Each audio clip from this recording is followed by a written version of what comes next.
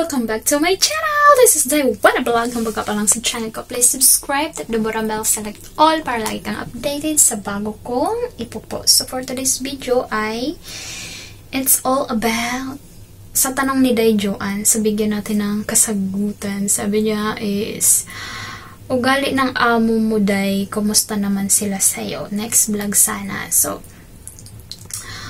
paano ko ba siya bigyan ng hustisyang video na to? Kumusta nga ba ang ugali ng mga amo ko? So far, so good. So good, so far, so good. Ganun ba? No, lagi ko nababasa. So far, so good. So, noon dahil yung mga nakasubaybay sa aking YouTube channel, sa mga previous ko na mga vlog, so, alam nyo na yung mga kaganapan noon. So, sa mga hindi pa, so, isi-share ko sa inyo. From the start naman, Day, is okay naman. Walang labis, walang kulang. So, pagdating sa food, ang pinagkaiba lang noon at ngayon, kasi ngayon, second contract ko na noon, Day, nung bago lang ako is, akala ko dati kasi, ang food is merienda, like merienda ay sagot din nila. Hindi pala. Atin pala yun. Kumbaga, depende na lang sa amo mo kung bibigyan ka nila ng pang-snack mo or hindi. Pero, 3 meals, agahan, tanghalian, hapunan yan. Hindi pwedeng hindi sila magbibigay dyan. So, noon nga, hindi ako bumibili ng aking pagkain. Kasi ang akala ko nga ay sagot nila yung merienda. Hindi pala, no? Noon, paminsan-minsan nabili sila, binibilhan nila ako kasi wala talaga akong binili sa sarili ko. Wala talaga. So ngayon, nag-start nung tinanggap ko na sa sarili ko na bibili na lang ako ng merienda ko kasi kung hindi ako bibili, gutom talaga abot ko. So, nakikita nila siguro na lagi na ako nabili, puno na lagi yung lagayan ko doon sa kusina. Ngayon, never na sila nagbigay sa akin ng mga biskwit, ganon. Pero, yung popo ko, yung matanda, pag napunta yan dito, lagi yan siyang may pasalubong. Kaya natutuwa ako doon sa matanda. Sa lola, natutuwa ako doon. Super bait talaga. Super bait. Kasi nga noon, 'di ba, yung nangyari sa amin nung sa matandang lalaki. Kaya alam niyo ba, hindi ko siya masabi-sabi that time kahit may ebidensya na ako. 2 weeks ata bago ko napagdesisyonan na sabihin na sa amo ko yung nangyari. Kasi alam niyo, ang iniisip ko talaga noon ay si Lola, yung Lola talaga yung iniisip ko. Kasi alam ko na mahina siya. Marami siyang maintenance sa katawan, Day. Marami siyang gamot na iniinom. At saka super bait niya talaga, Day. Alam nyo ba, siya lang yung nakaka-appreciate sa akin mula noon hanggang ngayon naman. Sa kanya mo lang maririnig yung you can take a risk. Sa kanya mo lang maririnig yun. Never ko pa narinig yun sa iba. Promise. So, sa kanya ako, siya ang favorite ko na tao dito. Alam nyo ba, mahilig din siya mag-abot ng pera. Pero, pasikreto lang, Day. Nag-aabot lang siya ng pera sa akin. Tulad nga kanina, naglinis ako sa kanila, may inabot na sobre, 200 dahil. 200 yung binigay sa akin. Kasi alam nyo ba, di ba nga yung alaga ko mahilig mamalo sa akin. Nararamdaman ko talaga na bibigyan niya ako dahil naglinis nga ako sa kanila. Nararamdaman ko talaga na bibigyan niya ako kasi nitong nakaraan, siya kasi ang kasama ko sa pag-aalaga ng mga bata. Kasi hindi pwede nga na ako lang mag-isa, kami lang tatlo. Hindi pwede kasi hindi nga nakikinig sa akin yung alaga kong panganay. So, siya ang partner ko kasi yung matandang lalaki ay may sakit na operahan. Hindi siya mag-alaga ng bata. So, ang lola ang kasama ko the whole week. So, nakikita niya na sinasaktan nga ako ng bata, pinapalo. So, ngayon, naramdaman ko talaga na bibigyan niya ako ng ganito. Hindi ko expect na 200 yung ibigay niya. In this year, pangalawa niyang bigay to. Nakaraan ay binigyan niya ako 100. Nakabili ako ng panty at tsinelas ko. Nagkataon kasi na naputol na yung tsinelas kong pambahay. So, nakabili ako. Binili ko yun. Then, ngayon yung pangalawa. Noon, nung first contract ko, siya din lagi ang nagbibigay sa akin. Mahilig magbigay nito 200, 100. Sasabihin sa'yo, thank you for taking care of the family. Lalo na sa mga bata. Sa kanya mo lang siya. Kaya noon nga, yung nangyari sa amin nung matanda, kahit may ebidensya na ako, hindi ko alam kung sasabihin ko ba hindi. Kasi, nakakahiya yun na pangyayari. Kung ikaw ba, kung asawa mo may ginawang ganun, anong magiging reaction mo? Siya talaga ang una kong naisip kung paano kung sasabihin ko anong magiging reaction niya. Alam ko kasi na mahina siya, mahina siya. Marami siyang maintenance na iniinom.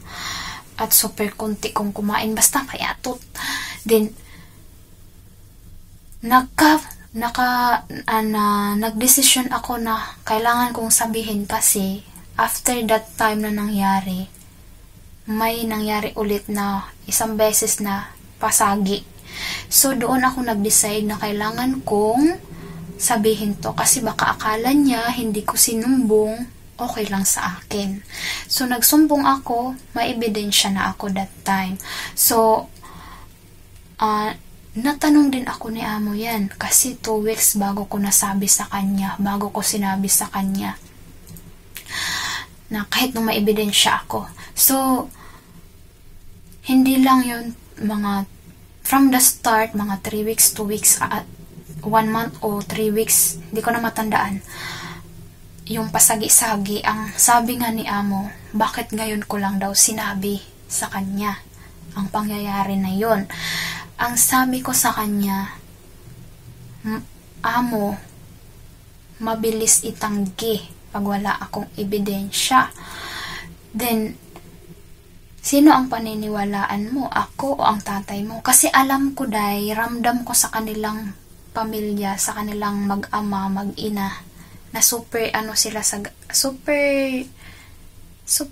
maganda yung samahan nila So, naisip ko nga din pag sinabi ko pwedeng sumama yung loob ni Lola. Diba yun ang inisip ko talaga. So, tinanong din ako ni amo, bakit daw ngayon ko lang nagtulak sa akin na para sabihin ko. Then, alam nyo ba, nung sinumbong ko, ang bilin ko talaga kay amo, wag sabihin na lang kay Lola. Yun talaga ang bilin ko. At wag na din sabihin kay tandang lalaki. Yun ang bilin ko. Sa kanya lang, ang gusto ko nga sa kanya, siya lang ang makakaalam.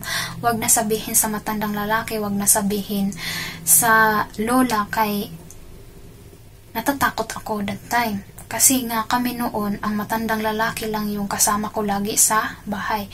Ang iniisip ko noon, kasi nung that time na nangyari yun, nagsorry siya, hindi naman daw siya mamimilit, wag ko lang daw sabihin ni kanino. Wag ko daw sabihin ni kanino. Nagtangka siya magbigay sa akin ng pera pero hindi ko tinanggap yon. Then yun, sinabi ko kay amo na nagbigay din siya ng pera, ganito ganyan. Tinanong din ako ni amo, tinanggap mo ba? Sabi ko, syempre hindi. Kasi parang bayad na yun. Parang pumayag na ako nun. Sabi ko gano'n. Then, nung una ayaw nga niya tingnan yung video. Pero, pinilit kong i-explain, ikwento, kasi ayaw niya tingnan yung video. Pinilit kong i-explain. Naku, kamuti pa ako. Hindi na nga na-explain. In-action ko na kung anong ginawa ng tatay niya sa akin. Kasi hindi naman ako maka-English talaga ng dire-diretso. In-action ko na yon. At the end ng kwentuhan namin, ng explanation ko, ang sagot niya ay, baka misunderstanding lang. So, doon ako na, sabi ko, yun sa isip ko ba, misunderstanding? Doon ako nagsabi na, panoorin mo. So, kung wala akong ebidensya that time, day, hindi talaga siya maniniwala. Kasi alam mo yung inaction ko na kung paano ang nangyari. Then, ang ending, baka misunderstanding lang. O, kung wala kang ebidensya, day, nga ka, day. Diba? So, maganda na yung alam nila na nga ka. Pero may utak naman ako konti. So, naisahan ko sila dun, diba?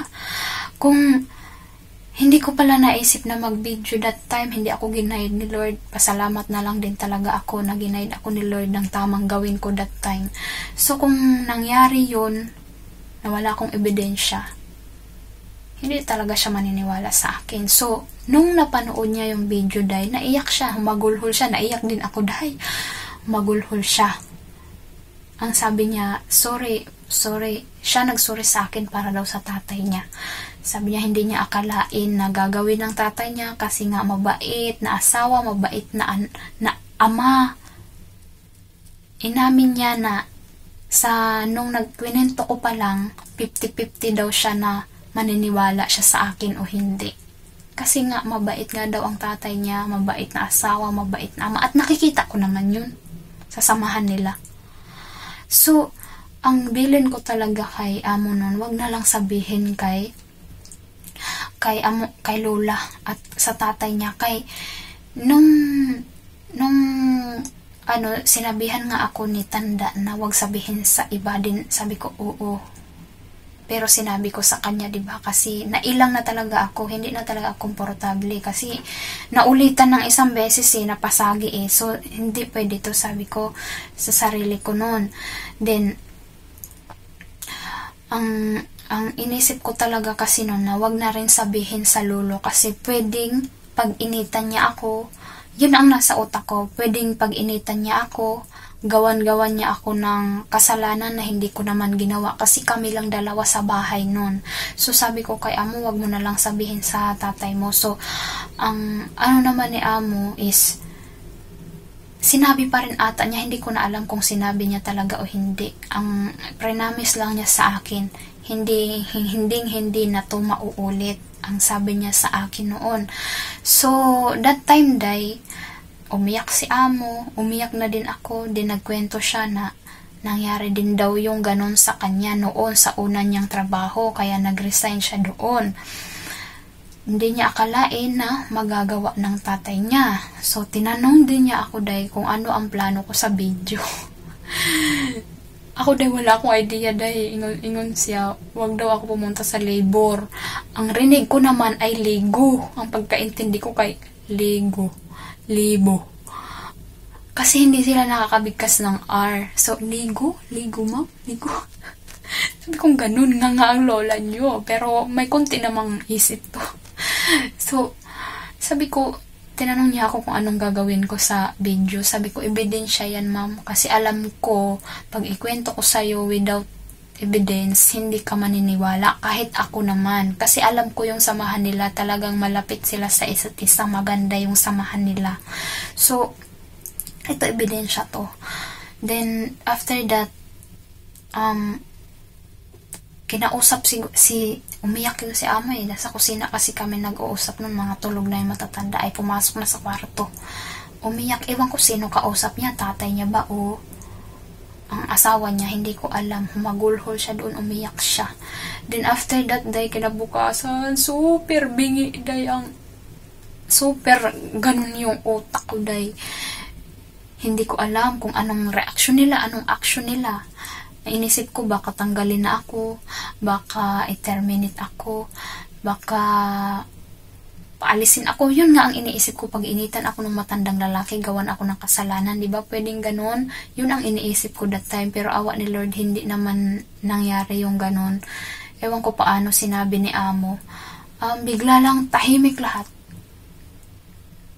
Baga, yung lola din, tulala din. Yung matanda, magkatabi sila, tulala. Napakabingi ko talaga, my God. Sabi ko, yan. Then, ang naging action nila, day, yun, hindi nga nila ako inalis. Hindi nga nila ako tinanggal. Kasi, ang ayaw ko din doon, ayaw ko din mag-break. Kaya kung mag-break ako that time, hindi ako magbabayad sa kanila. Kung sila ang mag-terminate sa akin, sila ang magbabayad sa akin, okay pa, accept ko pa yun. Pero pag ako, hindi ako, ayaw ko. Then tinanong naman nila ako, kung gusto ko pa daw ba magstay o hindi. Kung gusto ko pa, okay lang daw sa kanila. Kung ayaw ko na, pwede daw ako umalis. So, ayaw ko naman. Kasi ako magbabayad sa kanila, ayaw ko nga. Then hassle na naman. Kasi alam ko naman mabait sila. Yun lang yung pinaka-worst na nangyari, na naranasan ko. So, after that, sa ugali, okay naman, hindi naman ako nakaranas na bulyawan, hindi naman ako nakaranas ng sigawan, murahin, hindi ko naman naranasan yun. Nakabasag ako, sasabihin lang naman nila, yung matanda, yan, sabihin na, it's okay. Next time, alam mo na, mag-iingat ka na next time, yun. Yung matandang lalaki, kaya yan ang ko, lagi nakakasama. Wala naman problema. Then, yung lola, lalo na love ko yung lola. Then, yung sa bata nga lang, medyo doon ako nahirapan sa panganay. Ngayon, then, sa pagkain, abot sa pagkain, yung mga ayaw ko na binibigay nila, lalo noodles, na walang lasa, hindi na nila binibigay yun. Then, sa pagkain, pag umaalis sila, hindi na nila ako sinasabihan na, oh, ito breakfast mo, ito lang kainin mo. Ang inaano na nila, oh, you can cook egg, you can cook the vegetable. Oh, ginaganyan na nila ako, hindi nila ako, oh, noodles lang sa'yo, yung binibilhan nila ako ng isang garapo na Diyos ko. Kasi mula nun, paunti-unti dahil, syempre, pag magkasama na kayo, doon pa nga lang kayo magkakakilala yung mga ayaw ni amo mo. So, kami dahil malaki yung baliktara namin kung yung ayaw niya, ang gusto ko. Yung gusto ko, ayaw niya. May noodles siya na gustong gusto ko, ayaw naman niya. Ganun kami. So, ngayon, nakapag-adjust na rin sila. At hindi na nila binibigay. Nasabi ko na din, ma'am, hindi ko yung gusto man na noodles. Nakwento ko na din sa kanila ba. So, hindi na nila binibigay. Awa ni Lord. Sa mga amo ko, wala talaga ako masabi. Walang labis, walang kulang nga lang. Sa lola lang ako, may bonus lagi. Yung mag-asawa, ang masasabi ko lang, mabait sila, saktuhan nga lang. Walang labis, walang kulang. Kasi alam nyo, day, nung umuwi ako ng Pinas, nung nagbakasyon ako, hindi ko in-expect, may pinapirmahan sila sa akin na kasulatan, na kasunduan na once na hindi ako makabalik on time, matik-terminate ako. Then yung mga gamit ko dito, sila na ang bahala at hindi na sila magbabayad ng 1 month for termination of contract. Matik na mat-terminate ako pag hindi ako nakabalik on time. Then, hindi ko na sila pwedeng kontakin. So, nagulat ako dun, day. Kasi sa mga kakilala ko, never ako naka-encounter na may ganun sila.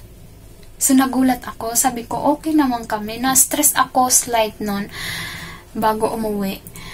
Na-stress ako slightly kasi sabi ko, what if magkasakit ako, ganito, ganyan. Kasi may ilan akong friend na bago sila pabalik, nagka-COVID. Paano pala? Ganun. Sabi ko nga, that time, nanginginig pa ako. Sabi ko, paano man pag nagkasakit ako? So, mag-iingat ka. Sabi niya ganun. Then, hindi rin niya ata naisip yung ganun. Mga ilang days, chinat niya ako.